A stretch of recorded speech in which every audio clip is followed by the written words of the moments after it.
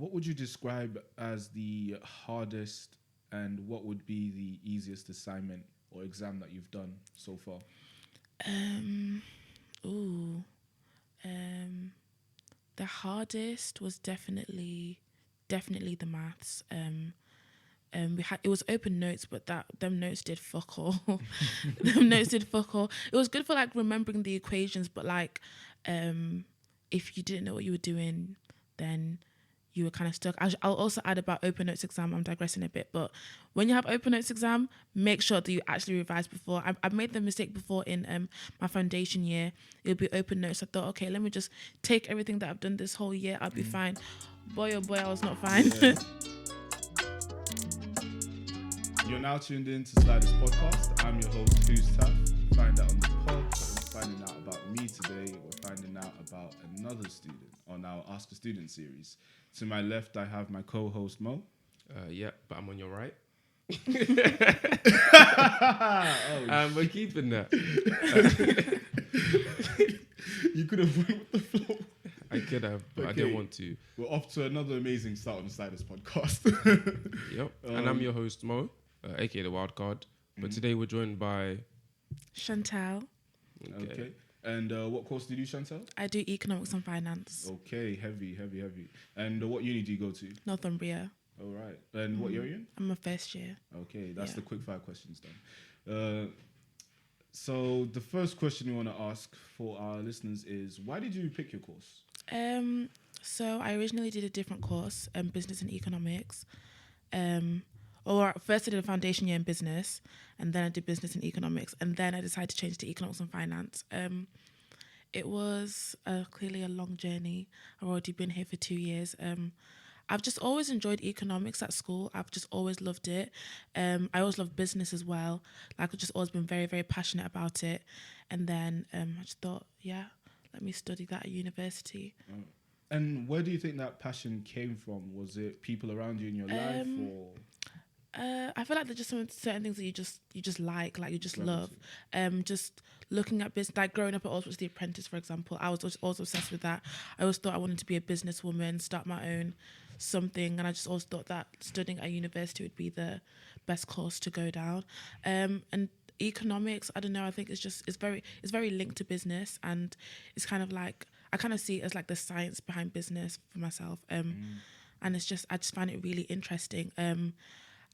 I never thought about doing economics, like pure economics at uni, because I honestly thought I'd find it too challenging. For most unis, you need maths A-level to do economics, and I was never going to do that. That was never an option for me. So I thought if I combined business and economics, it would be a simpler route for me, a lot more attainable. Yeah. Okay. And as far as your course at Northumbria, studying this course, what would you say the demographics are? Would you say it's predominantly male, black, white? So my old course, the business and economics one, it was, I'd say like 50-50 men and women. Definitely more white, but I feel like we're in Newcastle. So that's a given. Right, yeah, standard. Yeah. I think in my foundation year, there were maybe 5 black people that I saw, like at most. And then in my first year, in my old course, I don't remember seeing any other black people like at all. And right now, it's mainly men. I think in my whole course, there might be 15 women, and the rest are men and predominantly white, 100%. Okay. And then how do you find navigating the course and the space, just socializing? Do you have any group projects that you do? How's that? So because it is mainly white men, socializing can be a little bit hard. I feel like one thing that I noticed is that, I don't know, like they're just not very receptive, a lot of them. It's not like I feel unwelcome. It's just I don't feel particularly welcome in some spaces. It doesn't make me feel uncomfortable, but I think it's partly because I'm used to it. Like, I went to a school that's predominantly white, so it's like I kind of like it's not really something that's unusual for me. But I think that for someone that's not used to being in a space where they don't feel really comfortable and really welcome, it would be a little bit hard. In terms of group work is okay. I think with economics and finance students, everyone is kind of for themselves. It's a very competitive field. Yeah. Everyone is just kind of every man for themselves. Do your own thing. Okay. Yeah. All right. And why did you come Northumbria? Like, why so- up north? I originally wanted to go to Birmingham, then I didn't get the grade, so came here. Clearing times, really like. I never considered Newcastle actually. As I say, I thought it'd be too white. If I'm being honest, like, even though there's nothing wrong with being around white people, I think going back, like I grew up only around white people. I think that I got to a point where I wanted to just experience being around people that looked like me. Yeah. And whenever I went to Birmingham, I did feel a lot more just like kind of at home. So I thought, yeah, let me not go to Newcastle before. But then when I came, I actually really, really loved it. I thought the people were really lovely, really nice. It just kind of felt like a second home. And the city's small as It well. Like is. that's what I liked. Coming from Manchester, what city are you from? Leeds. Leeds. Oh, so you're used to like being able to just walk around. Yeah. And, nah, I like that too about Newcastle. Because CBA getting trammed from point A to B just to get Right. to the library, from library to get to the mall, is too much. And in doing the course that you do now, what's the long-term goal? I'm not even sure yet because I've only been doing this, like I've changed my path basically. So I've only been on this path for a little over like 6 months. But I think that I definitely want to be like a 9 to 5 kind of babe, corporate office. I've been looking into things like financial analyst jobs and stuff like that, but they are quite mundane, which is kind of expected with any kind of 9 to 5 job. But things of that matter. Okay, that's interesting because you do have your own like side hustle, right? So it's just interesting to hear you say that you're down for a 9 to 5 job. Oh, Because yeah. a lot of people nowadays are moving in the direction that they don't want to be doing. The Yeah. 9 to 5 jobs tied down, only listening to a boss that's, making most of the money, whereas they're not making as much as they could be.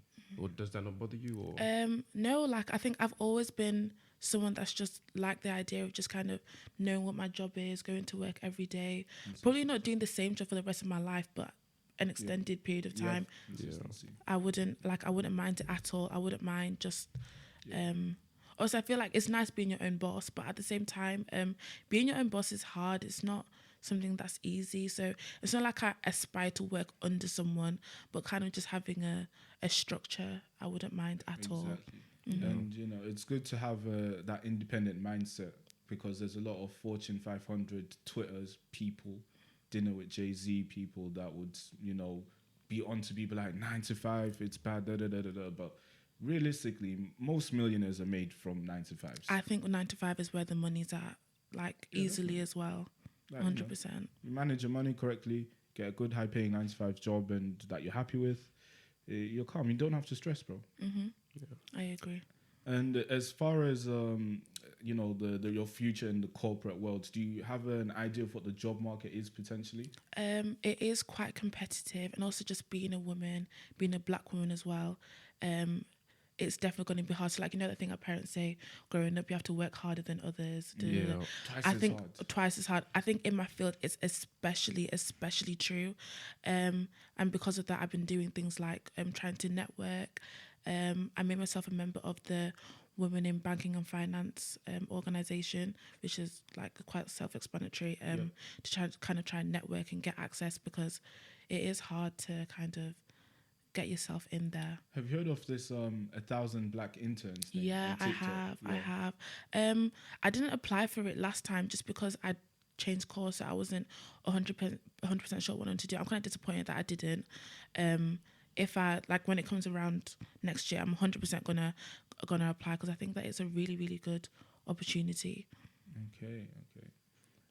Are you on LinkedIn? Do you use the LinkedIn space? But it's not like my LinkedIn page is not patterned. Oh, okay. It's really bad. So you wouldn't recommend people to go? No, don't go on my LinkedIn. Don't do it. Yeah. Okay. But would you recommend people to get LinkedIn? Oh, 100%. I think it's a really good, my peers that I know that have like a built up LinkedIn page, they network really well. They get really good opportunities from there.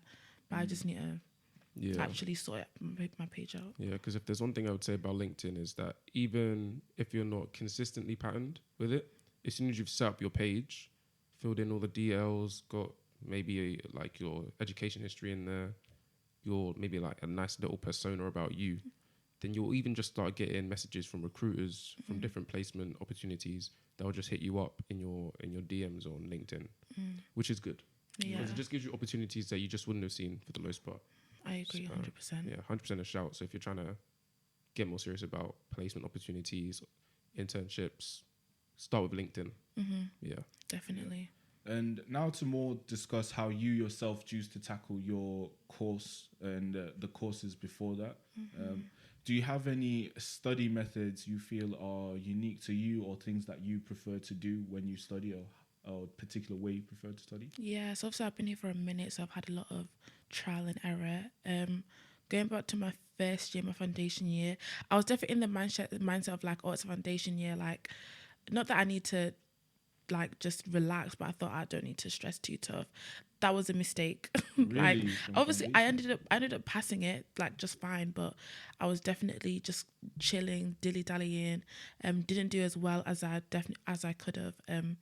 I think one thing, when your lecturers say go to all your lessons, go to all your lessons. It's not even a thing of like, if you miss something you'll be behind. I think it just it gives you a really good structure. It gives you a really good it gets you in a kind of routine. So I think 100%. Yeah, 100%. I think go to, like, make an effort to go to as many as your lessons and lectures as you can. And then last year we were in a pandemic, so everything was online, so it was very different.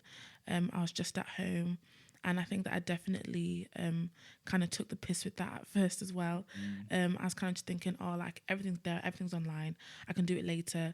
Later came, now all of a sudden we're in January exams, and I've got... Did you cheat in any exams? I didn't. I'm someone that I can't do it. I'm too really? scared. I don't know. I'm too scared of getting caught.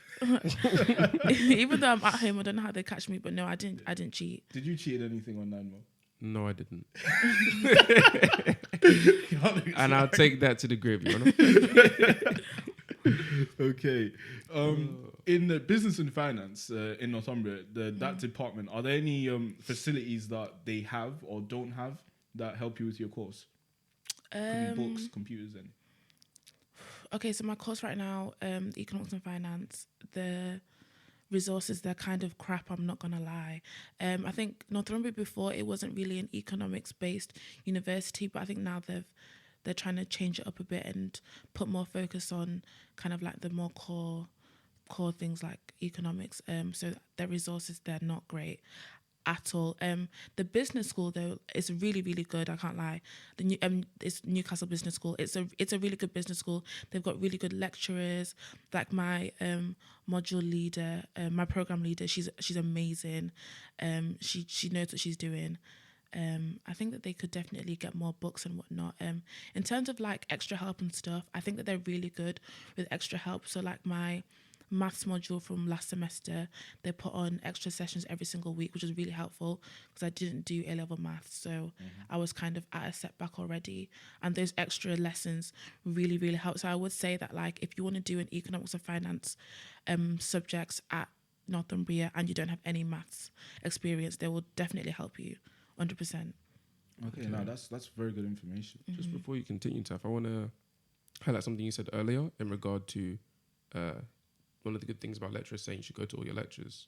The routine, and this is a big thing I think is key for university as a whole, is that, and that's the change from secondary school and sixth form, is that you always have to go to school, because if you don't go to school, you missed attendance, or your parents are onto you, the school's onto you. Sixth form is the same thing, although I think people start to bunk off more when it came to sixth form. But in uni, although uni will email you, or some unis even call you actually when you don't attend lectures, they're not actually on your back like that. At the end of the day, it's up to you. It's 100% up You to can not attend lectures for like a whole semester, and your parents aren't being wrong. You might be getting a couple emails, but nothing's really happening to you like that. Maybe a meeting with your personal tutor, right? But at the end of the day, it's all on you. If you have a routine, then it's a lot easier to stick to it. I think that's something that we miss from secondary school and that time period.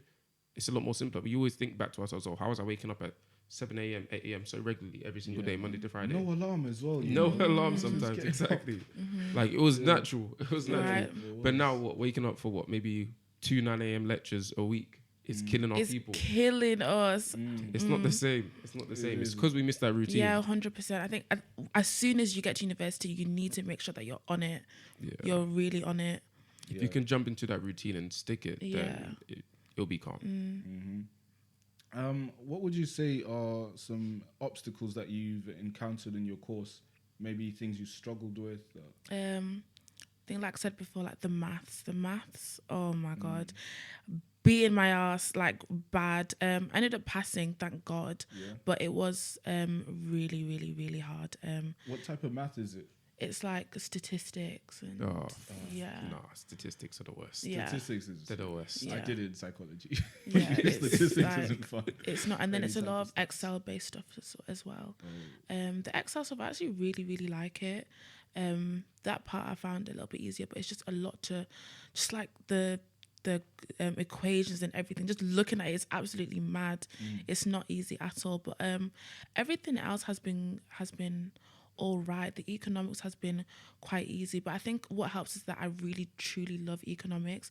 Like with my previous course before, business, I don't think that business is hard personally. It's not something that's like hard to grasp the concept of it. Yeah. But I was not doing as well as I'm doing now because I did not enjoy it as much. Okay. And I think that's part of why I'm really happy that I changed course, because I think when you enjoy something, you do find it a lot easier. You're a lot more motivated to do well. And what is it you love about economics? Like, what is it for you? I just find it so interesting, just kind of like, just because the economy is such a big part of how we live. It's like, it literally makes the world go round. Just like being able to look at how things work and everything. Yeah, I just find it so interesting, knowing how things work. Just when things are going on in the world, knowing that I understand why they're going on. Yeah, I really love that. I think it gives more. You get a sense of comfort because when you don't know anything, it can be really stressful because things just seem to be happening. Yeah, but, we'll go into that later at the end. And then, what would you describe the quality of your lecturers? They're really good. Like my program leader, I'll name her. Her name's Carla Prime. She's amazing. I think I love her because she's a black woman as well. But she's literally one of the best teachers I've ever had. When I wanted to change course, she was so nice about it. Like she sat there. It was in summer as well. But she went on to Microsoft Teams with me, talked to me about everything. They're just really, really good. I know they're really patient. They'll help you. Always willing to put on extra sessions if anyone needs. I think that the business school at Northumbria is genuinely... Are they paying you for this? They should be. I know. I'm guessing it so much, but I love it. I think that when I came to Northumbria, because it wasn't what I originally wanted, I didn't have like a negative outlook, but I just wasn't... The expectations were low. To be honest, they were kind of low, but it's exceeded my expectations 100%. I think that the business school, it can probably match up to like some of the really good universities. Yeah, I only asked because I think this is the first time we've had a positive lecture review. Really? Yeah, where they say, the lecturers are really nice and like people just generally happy with the lecturers, So yeah, good for you, because I think the role lecturers play in how they respond and treat you as a student is a big part in terms of your mental health, motivation. That if your lecturer just shrugs you off and says, "Do it by yourself," right? Even like with mine, they'll. The program we do, like she'll be on your back as well, but in a good way, like in a comforting way. And I think it is really nice having someone that's just kind of nice. Because in school we had our teachers, they genuinely cared. And I feel like when you get to university, you can meet, like you said, people that are just kind of like, it's on you. I think it is nice having that lecturer that will kind of give you a push. It's not all of them that are like that. Some of them are very much like, you're an adult now, do you? But I think that I'm really lucky in that like in every year, I've had a lecturer that... What would you describe as the hardest and what would be the easiest assignment or exam that you've done so far?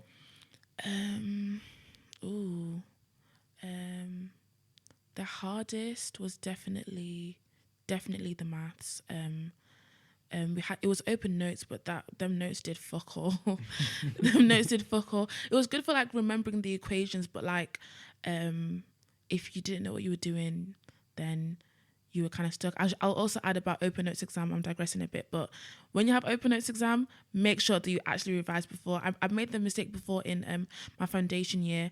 It'll be open notes. I thought, okay, let me just take everything that I've done this whole year. I'll be fine. Boy, oh boy, I was not fine. Yeah. How many pages I was did they not allow? fine. But this one, you were just allowed 2 sides of A4. 2 sides of A4? Yeah. Damn, that's But a lot. It got full. How big were you writing though? Little, tiny. Nah, you need to divide up them lines. I was even like writing on this side of the page, this side of the page. Yeah. Like I took the piss with it a bit, and it's still. Yeah, I could have done with more even. I can imagine that, because me, I'd relax on revising because I'm like, I got notes anyway. Like, you wouldn't really try it. So that was the hardest. And then what would be the easiest? I think my economics, because it was mainly multiple choice. I found that easy. And what percent was that?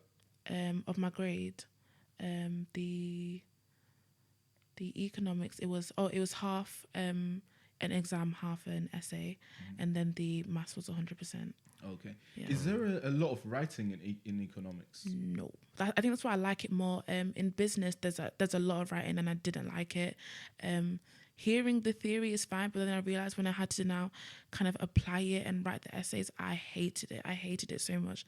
But in economics and finance, it's mainly just kind of like theory and knowing your stuff. There is some essay stuff, but even in the microeconomics essay, it was a lot of the graphs and theory and whatnot. Okay. Yeah. And now on to the final part of our interview. How did your course affect your mental health, if it did at all? More in terms of like stress, and how would you say you handled this? I think my old course, it didn't like negatively affect me, but because I wasn't loving what I was doing, and because I was kind of struggling to grasp exactly what it is that I needed to do, I did really, really struggle at times. And I think that when you feel like you should be able to do something and you're not being able to do it to the best of your ability, it stresses you out really badly. So I would be very stressed. When it came to exam season, I'd just be stressed. Like I'd feel awful. I'd feel absolutely useless. Versus now, because I kind of understand what I'm meant to do now, and I just kind of get what it is that they're asking of me. I feel really calm. Like I felt really calm this whole exam season. I was just kind of chilling, versus in my previous years, I wasn't chilling. It was awful. Okay. And what advice do you think you'd give to people applying to your course, whether it's something you would have liked to know when applying for the business one, especially, and then the economics and finance that you do? So for business, it's not going to be like, I didn't do business A-level, I did it GCSE, but it's not going to, from what I've heard from other people, it's not the same. It's a lot of essays. If you don't like essays, don't do it. And you know what, I always thought that I'd be someone that I prefer essays over like exams and stuff, because like economics A-level, for example, you did do some essays, and I did like those essays. I thought I'd get to university and continue loving it. I didn't love it at all. So yeah, definitely have to think about that. For this course, you have to be on it. You really do have to do your work every single week. It's a lot more demanding than my old course. You have to make sure that you're doing your work every single week, or you 100% will fall behind. Like, even though I did decent in my exams last semester, if I had been more on it, I would have done a lot better. So just make sure that you're always doing the work. Don't leave it till last minute, or else you will regret it. I think that even if you pass, you'll look back and you'll think, I could have done better than this. Yeah. Okay. What would you say is a life lesson that you've learned throughout your stay in uni? Maybe there's more than one. Yeah. I think first, be an adult about things. Take responsibility for yourself. That's really important, because it's so easy to get caught up in university, the fun times, partying, chilling with your friends. I think you kind of do have to treat university like a job. Like, even though we're not getting paid even though we should, treat it like if you don't do this, you're gonna get in big fat trouble. That's one thing that I've learned. I think this year I definitely treat it a lot more like something that's really, really important to me, something that's gonna get me to my next my next stage in life. So I think take responsibility for myself. What else? I think the changing course thing. Being able to kind of look at yourself and think about if what you're doing is right for you, if your means are justifying what you want your end to be. I think even though like it's disappointing that I've had to start again because I couldn't like continue on because my modules were too different. I had to go back to first year. I think sorry, I had like a mind blank. Sorry, Wait, go on. I have a question on that. So like you said, so you're starting again another 3-year course. Yeah. Okay. How's that working for you? Because I'm in a similar situation, but are you paying for it yourself? No, I've got enough funding left. Yeah. Wait, what do you mean you have enough funding there? Yeah, like I'm not paying for it for myself. I've got enough. Wait, you did the foundation. Yeah. That's 1 year, and then you did the business, and then was that 1 year as well? Yeah. But then you get an extra year on top. I think I was finessed. Really? They told me that the foundation counts as your extra year.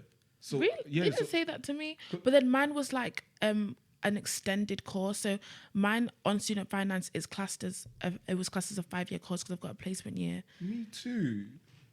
I don't know. They didn't say that. Student finance didn't say that to me.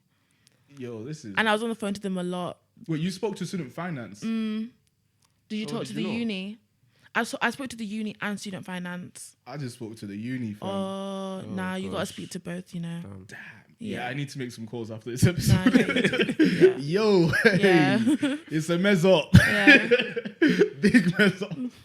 Okay. They did try and do that to me as well, though. They Yeah. tried to say that I did. So, like, at first, I was just chilling, going on. I had my funding, and then randomly I get an email. They're like, yeah, nah, we're pulling your funding. I was like, And then I called student finance, called the university, went in to speak to the university, and they said that I'm fine. Yeah. Fuck. Yeah, that big mess up. Okay, and then what do you think the most useful thing what is the most useful thing you've learned from your courses in uni? Ooh, that's a good question.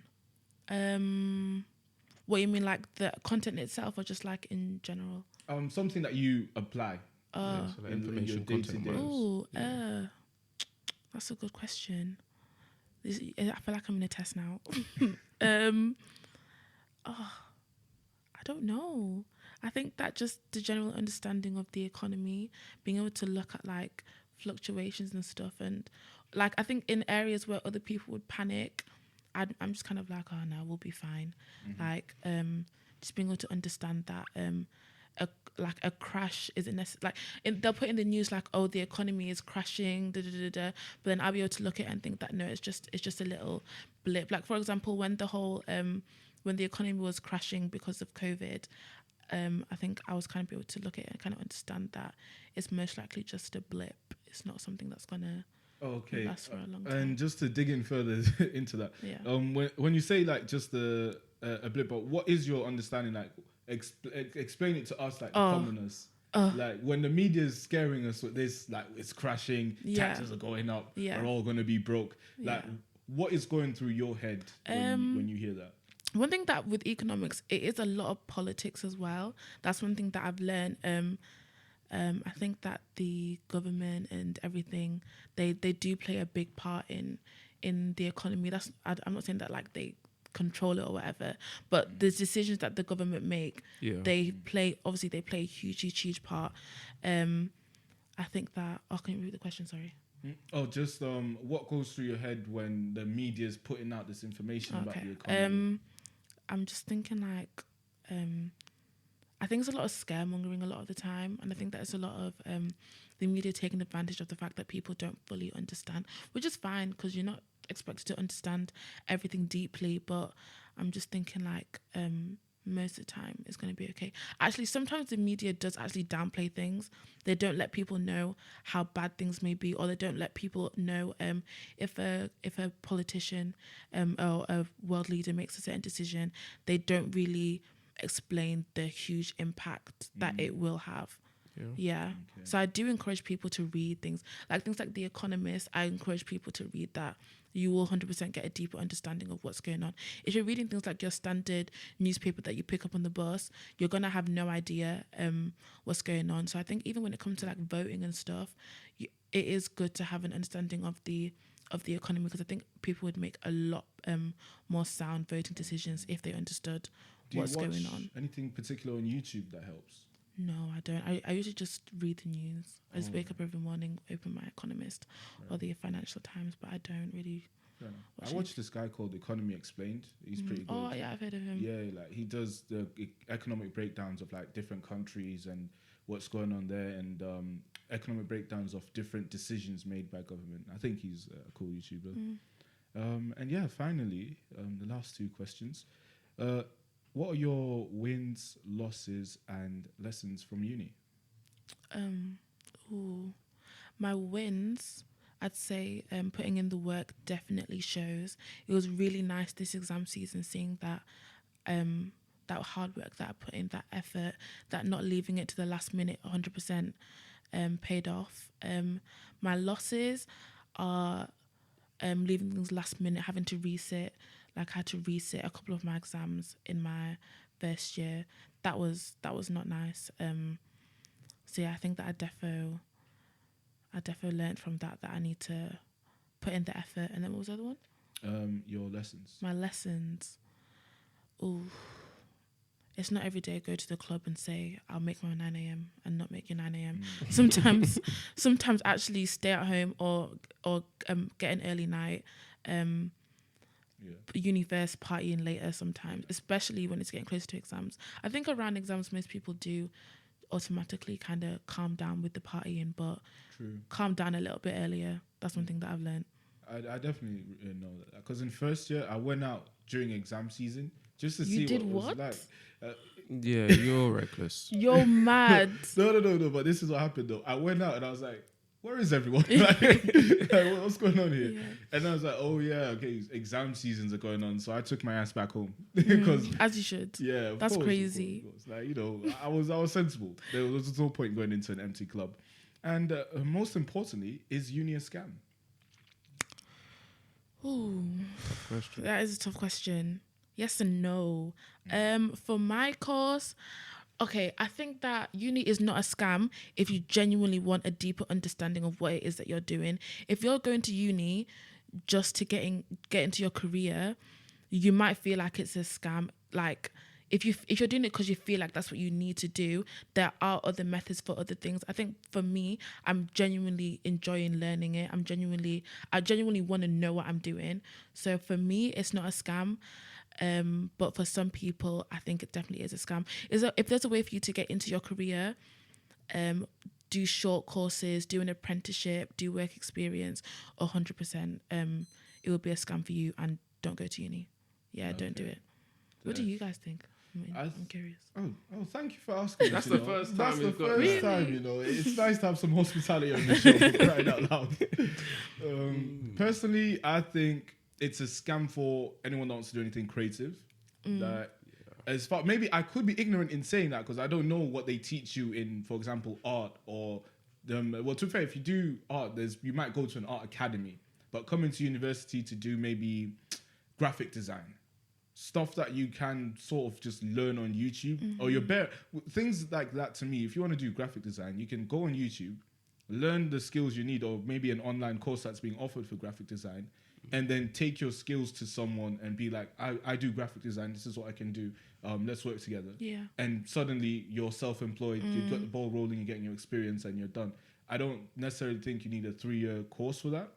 Yeah. Maybe the course might have information on how to get you into the industry of graphic designing for companies, Apple, but for me, mainly it's for creatives. That I don't know if uni's the correct place for that. But STEM, you have to go to uni. You're a fool if you do STEM and think uni's a scam. Like personally, but yeah. Yeah, I'll just say for everyone, uni's a scam if you allow yourself to be scammed. So let me explain. Word. So if you go uni, that's 3 years minimum. Depending on the course, could be more. Make sure you take use of all the resources that uni has to offer you, because they do have a lot. They're not always great, but it opens doors. Yeah. There's career services, at least at every uni, right? they send emails, read them. There's lecturers that have like, I won't call them side hustles, but there's lecturers that do research and other stuff according to their course, right? That's related to their course, and they look for like peers, like students that can help with research sometimes. So it's like Like there's also like job. I know at Newcastle, we have like this job service. So if you just want like a short-term job, they always have bare over the summer where, it's like, cool, do you do this course? We need someone to help with research. It's like a couple weeks. You get paid as well, and you can throw it on your CV. It's good work experience, right? You have to take advantage of all these resources. And if you do, as well as the lectures and all that stuff as well, then uni will be a valuable experience because you get work experience out of it, internships, connections, because the people that you see in uni, in your course, they're going to be working in the same, well, not all of them, but a decent amount of them will be working in the same field as you in a couple of years' time. Those are people that you can link up with. Oh, do you work at that company? Hey, I've been trying to get a job there. Do you think you can, put a good word in for me? Type of shit. That's the world, fam. Like your network. That's the world. That's the world, bro. If you know someone that works there, they can like just chat to whoever hires people and recruits people and say, keep an eye out for so and so. You know someone in HR, someone in the what's it called again? You know what I'm realizing? Stage. There's very few jobs that you can get buy-in without having a good network. Oh, 100%. Exactly. Networking is so important at uni. Yeah. You can't be like introverted in the world and just not chat to anyone, because you'll pay the consequences for that when you don't know no one anywhere when it's time to apply for this stuff. I used to be like that. Like before I used to kind of not be bothered about making friends in my course. I just kind of think, I used to see them as like my colleagues, like I'm just here to do my work. And I do kind of still see that, but I think it's not like I want to use the people around me, but I think it is good to just have good relationships with them. I think make an effort to at least be cool with your course mates. You never know, you might make a good friend. 100%. Definitely make friends, because you don't know where these people are going to be. Like right now, we see people partying, going China white on Saturdays, like doing all that, doing all this stuff. These are future doctors, lawyers, engineers. Like you might see them as these people that are just your peers, and but they will be actual adults in the future that are in strong industries that can come in handy. Like if I need my car fixed, stop my engineer friend. We got stuff like that. Even at the end of the day, if you're not coming to uni, or if you're not going to take in all the resources that uni has to offer you in terms of your career and education, right? Uni's still a great place, depending on where you're coming from in the UK, where you're coming from abroad, just for unique experiences in terms of societies, the cultures you're going to be opened up to, regardless of where you're going. Because even in Newcastle, it's a predominantly white city. We've still got an ACS, Newcastle, Northumbria. We link up with Durham ACS every now and then. Sunderland too. There's a lot of other societies as well for different cultures. There's an Asian one. There's a lot of Asian ones. International students, exactly. Yep. So country specific as well, whether it's Pakistani society, Bengali society. Exactly. I've seen those. You're always gonna be able to find your own little group so that you can always feel at home.